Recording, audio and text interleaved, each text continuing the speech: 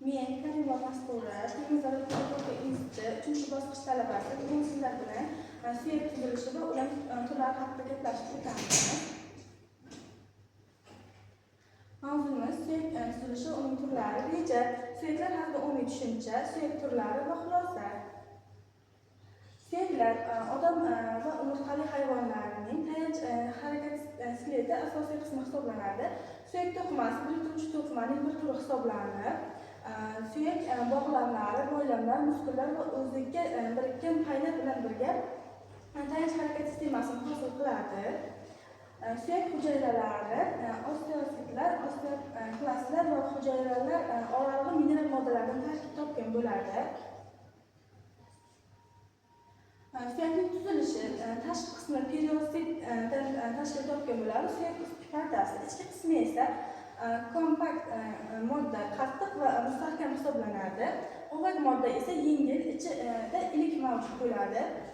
Ichida joylashadi. Tarkibi organik modda egiluvchanlik va noorganik modda qattiqlikni beradi.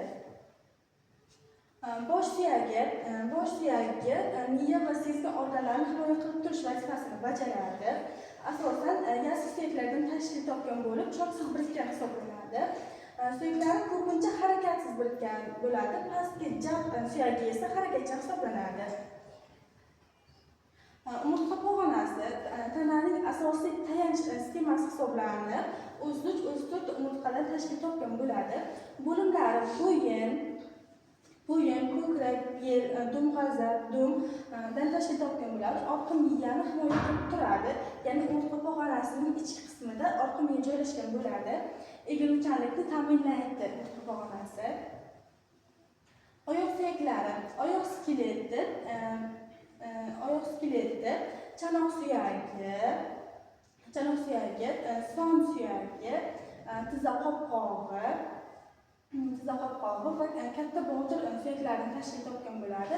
Pastda esa tovon, panja suyaklari va oyoq kaftini ko'rishingiz mumkin. Ularning hammasi oyoq skeletini tashkil etadi. Qo'l suyaklari erkin harakat qilish uchun moslashgan bo'ladi. Asosiy qismlari yelka suyagi, kaft va barmoq suyaklaridan tashkil topgan bo'ladi. Nozik va aniq harakatlanishni ta'minlaydi. Bu yerda esa suyakning tuzilishi, uning vazifalari keltirib o'tilgan.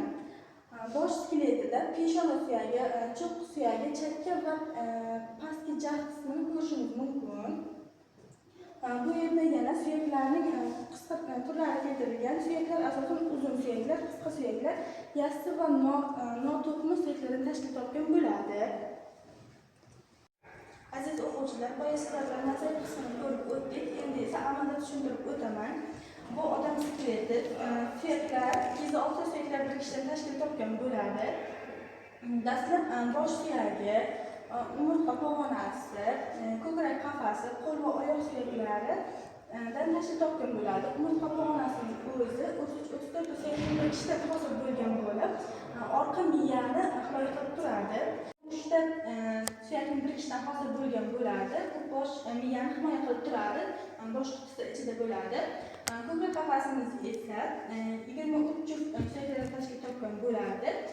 Bu yerda tush suyagi bo'lib, u barcha suyaklarni jamlab turadi. Qo'l skeleti esa yelka va bilak qismlarini tashkil topgan bo'ladi. Panjalar esa nozik harakatlarni amalga oshirish uchun vazifasini bajaradi.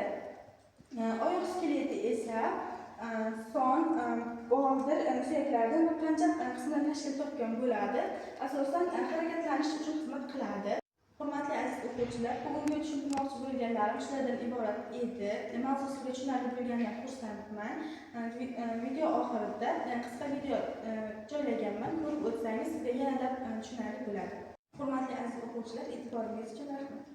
Tayanch harakatlanish sistemasi ikkita qismdan iborat.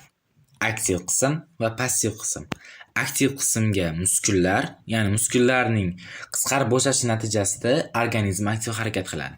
Passiv qismiga esa suyaklar, ya'ni skelet sistemasi misol bo'ladi. Vazifalari. Tayanch harakatlanish sistemasining birinchi vazifasi tayanch. Ya'ni suyaklar organizmga tayanch vazifasini bajaradi. Ikkinchi vazifasi harakatlanish. Muskullarning qisqarib bo'shashi natijasida organizm aktiv harakat qilardi. Uchinchi vazifasi himoya. Ya'ni ko'krak qafasi suyaklari himoya qiladi.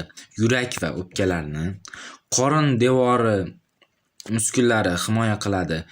Oshqozon, ichak va buyraklarni, kalla qutisi himoya qiladi bosh miyani, umurtqa pog'onasi himoya qiladi orqa miyani va chanoq suyagi himoya qiladi to'g'ri ichak va jinsiy organlarni. Keyingi vazifasi qon hosil bo'lishida. Ya'ni suyaklarning g'ovak moddasida joylashgan qizillikda qonning shakl elementlari trombotsit, eritrosit va leykositlar hosil bo'ladi. 5-vazifasi odam bo'yining o'sishida. Odamning bo'yi uzun naysimon suyaklarning o'sishi hisobiga bo'ladi.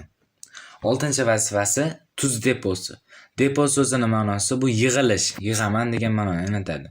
Ya'ni organizmdagi ortiqcha tuzlar, ya'ni kalsiy, fosfor, kaliy tuzlari suyaklarda yig'iladi. Va 7-vazifasi bu zaxira oziqa modda to'plash. Odam skeleti tuzilishi. Odam skeleti umumiy 206 ta suyakdan iborat. Ayrim adabiyotlarda 250 ta deb ketgan. Ular juft va tog' suyaklarga bo'linadi. Juft suyaklar qanaqa? Juft suyaklarga misol qilib, bir juft yelka suyagimiz, bir juftdan tepa suyaklarni misol ko'rsatamiz. Ya'ni 85 tasi juft, 36 tasi tog'. Ya'ni juft suyaklar soni umumiy 170 ta. Endi joylashuviga ko'ra suyaklar 5 xil bo'ladi. Umurtqa pog'onasi, bosh suyaklari, ko'krak qafasi suyaklari, qo'lning erkin suyaklari va kamar suyagi, oyoqning erkin suyagi va kamar suyagi. Birinchi bo'lib tanishamiz bosh suyagidan.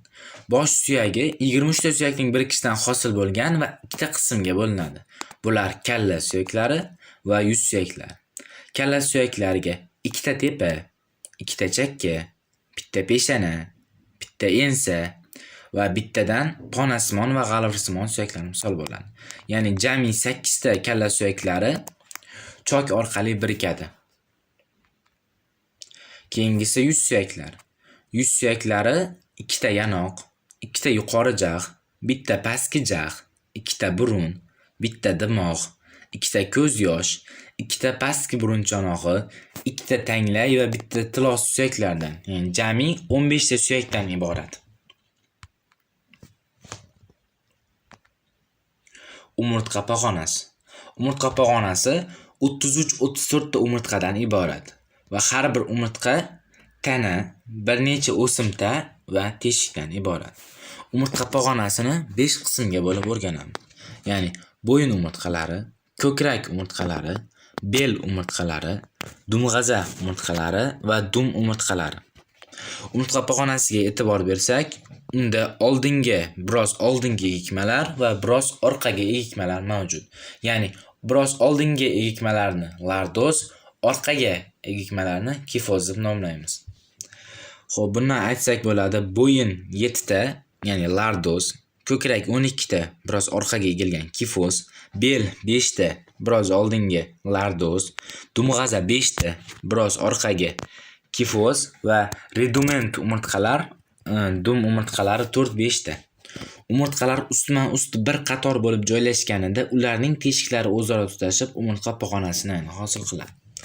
Rasmga e'tibor bersak, orqa miya nervi va orqa miyani ko'rishimiz mumkin. Ya'ni orqa miya umurtqa pog'onasi nay ichida joylashgan va umurtqalar, ya'ni orqa miya diski, ya'ni tog'ay orqali yarim harakatchan birikkan bo'ladi. Umurtqa pog'onasi. Takrorlaymiz: bo'yin lardozi, ko'krak kifozi, bel lardozi, dumg'aza kifozi va dum umurtqalardan iborat. Yangi tug'ilgan chaqaloqda umurtqa pog'onasi egikmalar bo'lmaydi va ular asta-sekin rivojlanadi. Masalan, bo'yin lardozi go'dak 3 oyligida boshini tik tuta boshlaganda shakllanadi. Ko'krak kifozi 7 oylikda go'dak o'tira boshlaganda shakllanadi. Bel lardozi bola 1 yoshda yura boshlaganda shakllanadi. Ko'krak qafasi suyaklari. Ko'krak qafasi 12 ta ko'krak umurtqalari, to'q sariq rangda berilgan 12 juft qovurg'alar, ya'ni 24 ta va bitta tuz suyagidan iborat. Jami 37 ta suyak birikib ko'krak qafasi suyagini hosil qiladi. Ko'krak qafasi qovurg'alari bilan tanishamiz. Ko'krak qafasi qovurg'alari, ya'ni 12 juft, ya'ni 24 ta qovurg'a bor edi va 3 xil bo'ladi. Ya'ni chin qovurg'alar to'g'ridan-to'g'ri tuz suyagiga birikadi. Soxta qovurg'alar dastlab tog'ay orqali birikib, keyin 7-qovurg'alar orqali tuz suyagiga birikadi va qolgan 2 juft qovurg'alar tuz suyagiga birikmaydi. Ya'ni birinchi rasmga qaraymiz. Chin qovurg'alar 7 juft qovurg'alar bevosita, ya'ni to'g'ridan-to'g'ri tuz suyagiga birikyapti. Ikkinchi rasmni soxta qovurg'alar 3 juft qovurg'alar tog'ay orqali dastlab tutashadi va 7-juft qovurg'alar orqali tuz suyagiga birikadi. Ya'ni bular soxta qovurg'alar va umuman tuz suyagiga birikmaydigan, muskullar orasida erkin yotadigan qovurg'alar, ular yetim qovurg'alar, ya'ni 2 juft qovurg'alar. Tuz suyagi. Tuz suyagi 3 ta qismdan tashkil topgan, ya'ni dasta, tana va qilichsimon o'simta. Buni ikkinchi nomi galstuk suyak deb ham atashadi. Qo'l suyaklar. Qo'l suyaklarni ikki qismga bo'lib o'rganamiz. Ya'ni qo'lning kamar suyaklari va erkin suyaklariga.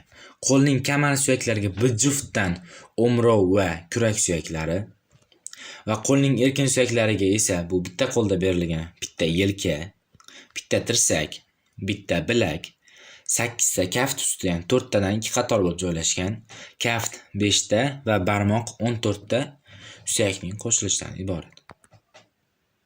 Oyoq suyaklari. Oyoq suyaklari ham oyoq kamari va oyoqning erkin suyaklaridan iborat. Oyoq kamari suyaklariga chanoq suyagi misol bo'ladi. Oyoqning erkin suyaklariga esa bitta son, bitta tizza, bitta katta boldir, bitta kichik boldir. E'tibor bering, 7 ta kaft usti, qo'lda 8 edi. Kaft 5 ta, barmoq 14 ta suyaklardan tashkil topgan. Suyaklarning birikishi. Suyaklar harakatchan, yarim harakatchan va harakatsiz birikishi mumkin.